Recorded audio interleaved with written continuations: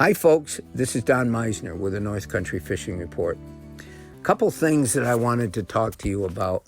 Number one is we've concentrated so much in the past few years on expanding our ability to hold major tournaments here because it brings so many people to the river.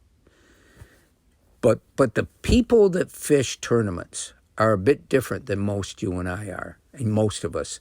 You know, they have a whole different motivation, a whole different joy, and the joy is in the competition of the tournaments. So I wanted to delve a little bit more into this because this isn't me. I've never wanted to be a tournament fisherman just because maybe when I was growing up, it wasn't a big deal yet. It wasn't part of what fishing was for me. But everybody has different things that they enjoy. And I got a chance a couple days ago to talk to a good friend of mine, Mike Bean. Now, Mike lives in Ogdensburg. Mike has helped me do fishing behind the line shows. He enters a lot of our local tournaments, and he's a terrific fisherman. But when I spoke to him a couple days ago, I says, Mike, so what's up? What's going on? And this is what I do when I talk to people that come up to me, just out there. I always try to learn from others. And he says, well, I'm getting my boat ready. I can't wait to go in. I said, Mike, do you fish much for stream trout? He said, no. And our conversation led to his tournament fishing. And for Mike, it is everything. And now some of the businesses are going to help him wrap his boat, and he's going to be representing us in other tournaments in other areas, so people will be aware of our area. But my question to him was, why? Why is this everything for you? I says, for me, if I find a new body of water, my joy is in the very experience of tangling with that fish.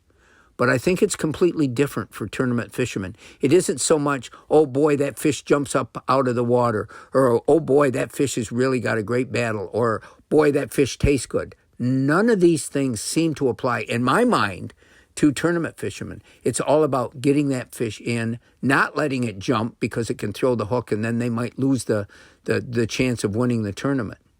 Mike told me, he says, since I was a kid, this has been in my blood. I saw other tournament fishermen. I saw this on TV and so forth, and it's what I wanted to be. And he's a wonderful fisherman, and he's a joy to fish with. But the goals, the rewards are a bit different for somebody like that. They're constantly trying to get better and better and better so that they can compete on this top level. So I asked Mike, I said, so let me ask you this. Is your dream to make a living by fishing? And he said, oh, I would love that. That's been my dream since I was a kid.